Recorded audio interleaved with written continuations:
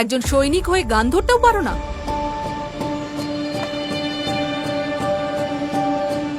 তোমার তো লজ্জা পাওয়া উচিত। আমি ট্রেনিং এর সুযোগ পাইনি। তাহলে সেনা দলে কি মাছি মারতে এসেছো তুমি?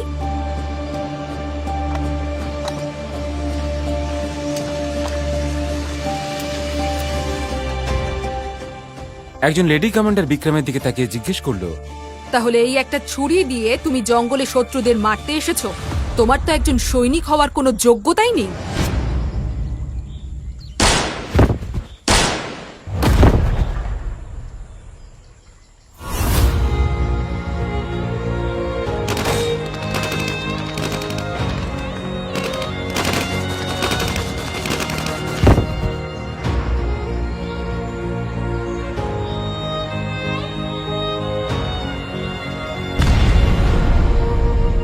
আমার বাকি সঙ্গীদেরকে মেরে দিয়েছে ওরা।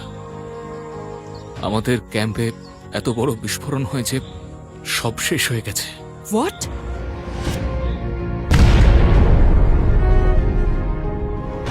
তাহলে তুমি কি করে বাঁচলে? ক্যাম্পে রেশন শেষ হয়ে গেছিল। আমাকে রেশন আনার জন্য অন্য ক্যাম্পে পাঠানো হয়েছিল, কিন্তু যখন আমি ফিরে আসি ওই হামলায় সব শেষ হয়ে গেছিল। শত্রুদের হামলায় আমার সব সঙ্গীরা মারা গেছিল। তাহলে তুমি এই খবরটা রেজিমেন্টকে দাওনি? না, কারণ আমি প্রথমে আমার সঙ্গীদের প্রতিশোধ নিতে চেয়েছিলাম। নিজের যোগ্যতা অনুযায়ী কথা বলা উচিত। তোমার মধ্যে সৈনিক হওয়ার কোনো যোগ্যতাই নেই। তুমি একজন সৈনিকের নামে কলঙ্ক। কে জানে কে সুপারিশ করেছে যে তুমি এত দূর এসেছো? বিক্রম এই কথার কোনো উত্তর দিল না। আসলে যখন ও শত্রুদের খুঁজতে এই জঙ্গলে এসেছিল, তখন ওর উপরে কিছু উগ্রপন্থীরা আক্রমণ করেছিল, আর এই লেডি কমান্ডার ওর প্রাণ বাঁচিয়েছিল।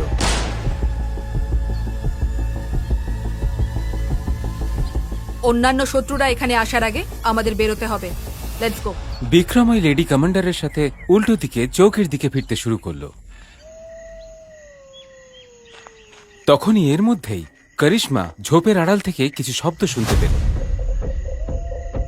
তুমি পিছনে যাও। এখানে মনে হচ্ছে অনেক শত্রুরাই লুকিয়ে আছে।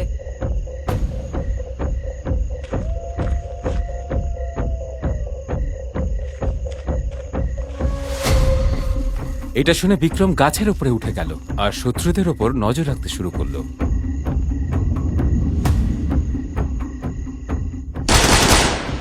তখনই করিশ্মা ওই ঝোপের দিকে নিশানা লাগালো। এবার তুই লড়বি আমাদের সঙ্গে। আমি বিদ্যুতের সঙ্গে কথা বলি না, সোজা অ্যাটাক করে দিই। তারপরে করিশ্মা ফায়ারিং করতে শুরু করে দিল। বিক্রম অবাক হয়ে গেছিল যেভাবে করিশ্মা ওদের একের পর এক মেরে ফেলল। এখানে ইঁদুরের মতো দাঁড়িয়ে আছো কেন? চলো এখান থেকে। করিশ্মা আর বিক্রম ওখান থেকে তাড়াতাড়ি পালাতে শুরু করলো। আচ্ছা, আপনি আসলে কে?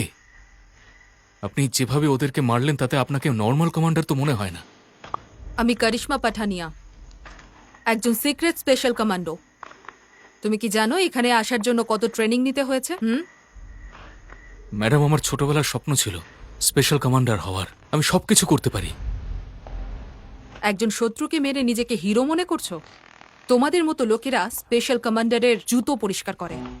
ম্যাম, একটা তো সুযোগ দিন আমাকে, প্লিজ।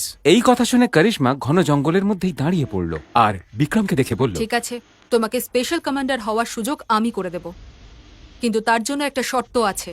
যখন করিশ্মা বিক্রমকে নিজের শর্তটা বলল, শুনে বিক্রমের মাথা খারাপ হয়ে গেল। কিন্তু এটা কি করে সম্ভব ম্যাম? ভেবে নাও, স্পেশাল কমান্ডার হতে চাও নাকি এখানে থেকেই জীবন কাটাতে চাও? সিদ্ধান্ত তুমিই নেবে বিক্রম। তারপরে করিশ্মা আর বিক্রম কাছের একটা চৌকিতে পৌঁছালো আর বিক্রম নিজের রিপোর্ট তৈরি করলো। কিন্তু কিছুক্ষণের মধ্যেই ওই চৌকিতে এমন এক ঘটনা ঘটল যে সবার চোখ বিস্ফারিত হয়ে গেল। আর হেলিকপ্টার থেকে বেরিয়ে এলেন আর্মির সব থেকে বড় অফিসার মেজর বক্সি। এইসব দেখে বিক্রমের সঙ্গে ওখানে যারাই উপস্থিত ছিল সবাই অবাক হয়ে গেল। তখনই মেজর বক্সির সঙ্গে করিশ্মা চলে যাওয়ার পর ওই চৌকের সিনিয়র বিক্রমকে বলল, চলো নিজের ব্যাগ প্যাক করো। স্যার, এমনিতেও তুমি অর্ডার ছাড়া জঙ্গলে গিয়ে আর্মিদের ডিসিপ্লিন ব্রেক করেছো, তাই তোমাকে এখান থেকে বের করে দেওয়া হবে। কিন্তু স্যার, আমি তোমার মৃত সঙ্গীতের প্রতিশোধ নিতে চেয়েছিলাম। প্রতিশোধ নেবে তুমি? আরে বন্দুক তো চালাতে পারো না, লজ্জা করে না? বিক্রমকে নিয়ে সবাই মজা করছিল, আর তখনই ওখানে আর একটা হেলিকপ্টার এসে পৌঁছালো। স্যার, স্যার, সব ঠিক আছে তো? সিপাহি বিক্রম, আপনাকে আমাদের সঙ্গে যেতে হবে। উপর থেকে অর্ডার আছে। এই কথা শুনে সবাই অবাক হয়ে গেছিল। Yes sir. তখন বিক্রম ওই হেলিকপ্টারে বসে রেজিমেন্টের দিকে চলে গেল। ও জানতই না যে এরপরে ওর জীবন এক আশ্চর্য মোড়ে পৌঁছতে চলেছে।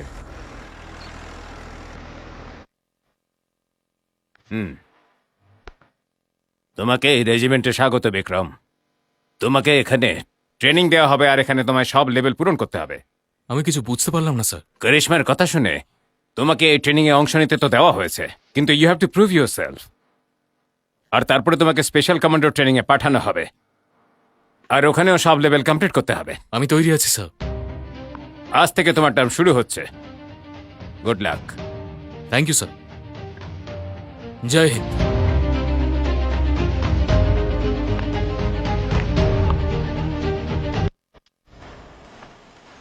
জয় হিন্দ স্যার।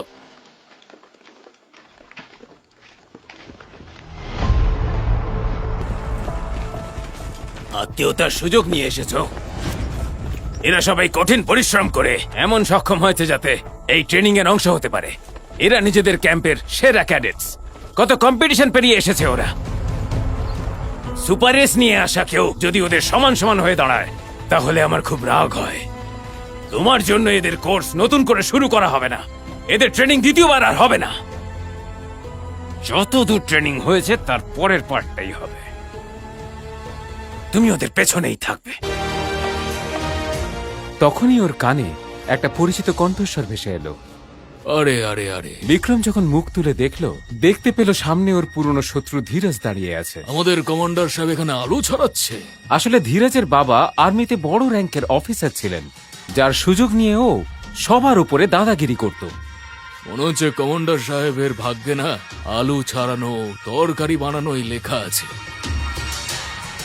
তোর এটাই যোগ্যতা। এখন তো শুধু তোকে রাঁধুনি বানানো হয়েছে, আস্তে আস্তে এদের সবার চাকর বানিয়ে ছাড়বো তোকে।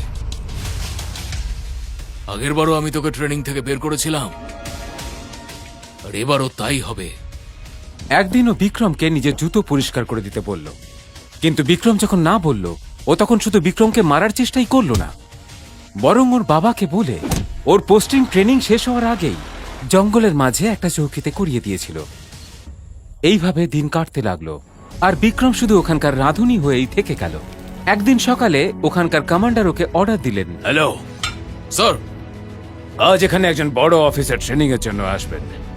খাবারটা যেন ভালো তৈরি হয়। আন্ডারস্ট্যান্ড? Yes sir.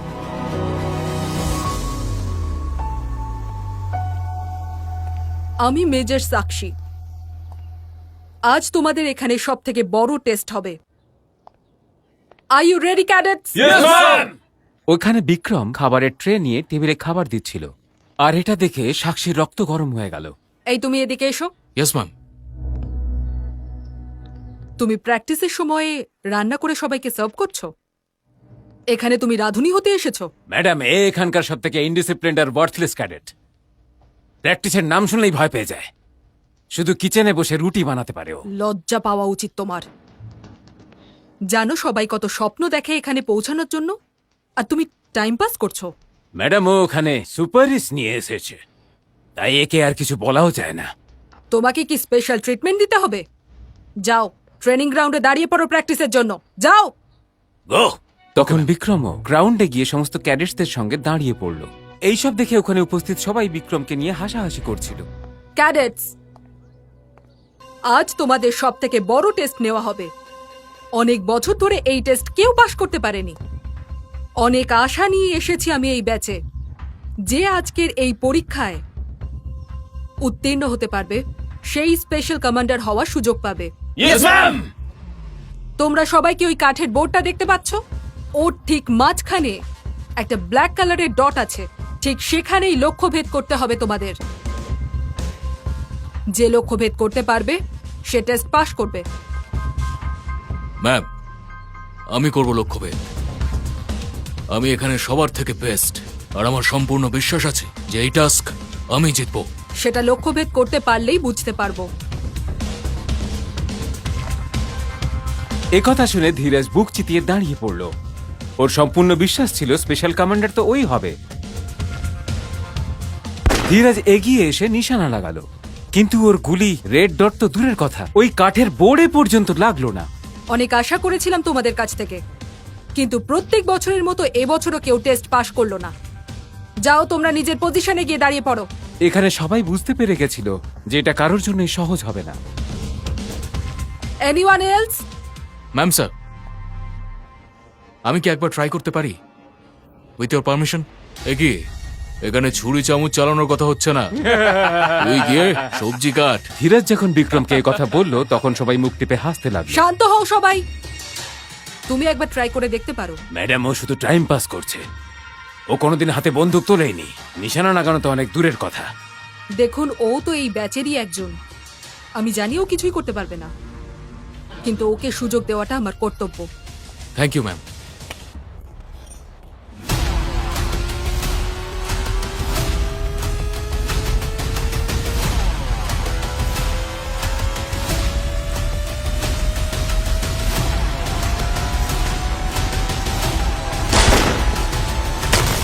কিন্তু যখন বিক্রম নিশানা লাগিয়ে দিল, সবাই যেন ওখানে অবাক হয়ে গেল। ধীরাজের মুখ সেই যে হাঁ হলো সে আর বন্ধ হলো না, কারণ বিক্রমের নিশানা সোজা ওই কালো ডটে গিয়ে লেগেছিল।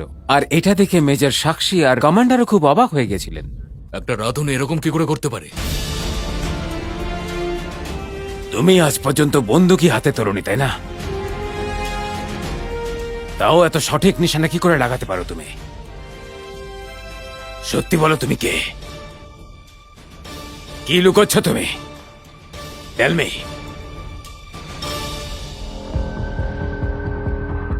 আর্মি হেডকোয়ার্টার্সে ফৌজের বড় বড় অফিসাররাও আতঙ্কবাদীদের দ্বারা পাঠানো বাচ্চাদের ওই ভিডিও ক্লিপটা দেখছিলেন বসে। 1 ঘন্টা সময় আছে, শুধু 1 ঘন্টা সময় আছে। যদি ওই 1 ঘন্টার মধ্যে আমার সঙ্গীরা ওদেরকে নিয়ে যাওয়ার জন্য একটা হেলিকপ্টার আর 1000 কোটি টাকা। আসলে আতঙ্কবাদীরা আর্মি স্কুলের বাচ্চাদের ওই ভ্যানটা কিডন্যাপ করে নিয়েছিল, যাতে বড় বড় অফিসারদের সন্তানেরা ছিল। জেনারেল বক্সির নাতনিও ওই বাসে উপস্থিত ছিল। তাই ওই বাসের বাচ্চাদেরকে বাঁচানোর জন্য ইন্ডিয়ার সব থেকে বেস্ট ইউনিট থেকে কমান্ডোদের ডেকে পাঠালেন। করিশ্মা, এই অপারেশনের চার্জ আমি তোমাকে দিচ্ছি। Yes sir. ধীরাজ, বিক্রমও তো একজন সৈনিক, তাই না? তাহলে এই নাও পিস্তল, নেন, নিজের জওয়ানকে বলুন এটা চালিয়ে দেখাতে।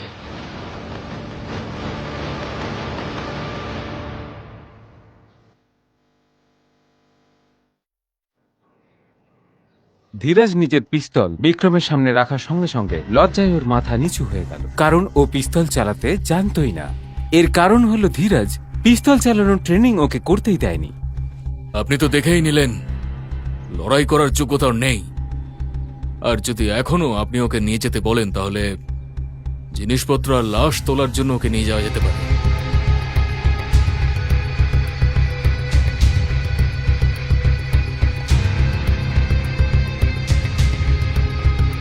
আর তারপর বেস্ট কমান্ডারদের টিমে হেল্পার হিসেবে বিক্রমকে নিয়ে নেওয়া হলো।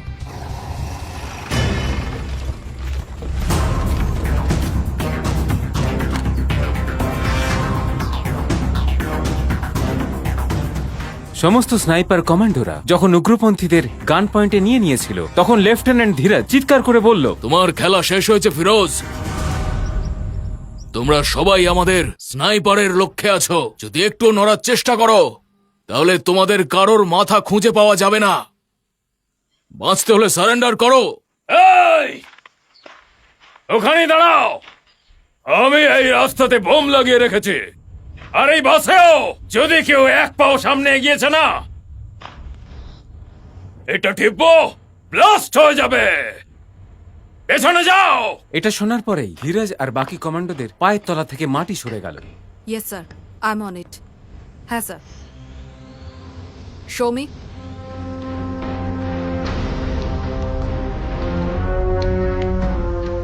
স্যার, ড্রোন থেকে দেখতে পাচ্ছি যে 3 থেকে 4 জন আতঙ্কবাদী আছে। করিশ্মা, দেশের টপ আর্মি অফিসারদের বাচ্চাদের প্রাণ সংশয়ে আছে। তুমি একটা কাজ করো, ওই আর্দালিকে পাঠাও নেগোসিয়েশনের জন্য। Alright sir, on it. শোনো, তুমি সুযোগ চেয়েছিলে না? পেয়ে গেছো সুযোগ। ভিতরে যাও আর সবটা জেনে এসো ওখানে কি হচ্ছে। It's your time. Yes ma'am. Firoz, তোমাদের চাহিদা নিয়ে কথা বলতে আমাদের এক জওয়ান তোমাদের কাছে যাচ্ছে।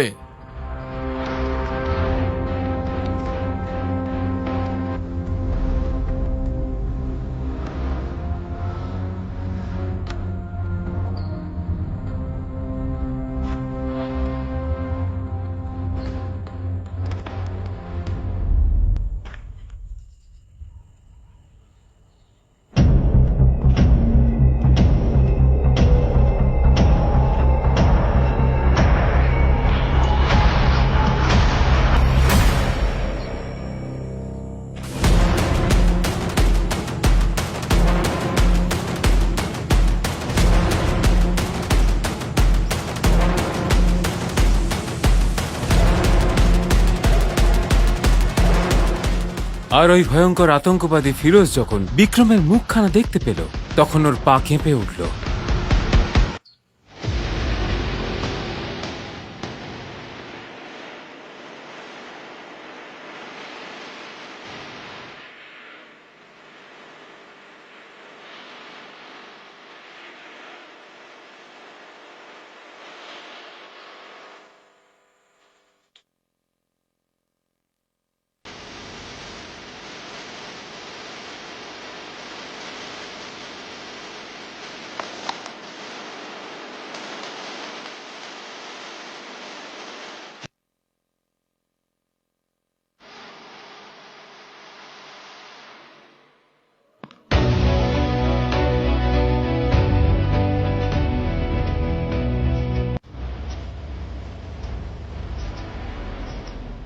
তাহলে কি মনে হয় আপনাদের, এত বড় একজন আতঙ্কবাদী কেন একজন সাধারণ রাঁধুনির সামনে হাত জোড় করে বসলো? এত ভয়ঙ্কর আতঙ্কবাদী কেন হাত জোড় করে এক রাঁধুনির সামনে নিজের জীবনের ভিক্ষা চাইল? ওই আতঙ্কবাদী কিছু ভুল করছে, নাকি কিছু লুকোচ্ছে ওই রাঁধুনি বিক্রম? যদি উত্তর হ্যাঁ হয়, তাহলে কি লুকোচ্ছে ও? পরবর্তী কাহিনী জানার জন্য দেখুন পরের এপিসোড শুধু পকেট এফএম এর ইউটিউব চ্যানেলে। আর কমান্ডার বিক্রম চৌহানের সমস্ত এপিসোড শোনার জন্য ডেসক্রিপশনে দেওয়া লিঙ্ক থেকে ডাউনলোড করুন পকেট এফএম অ্যাপ।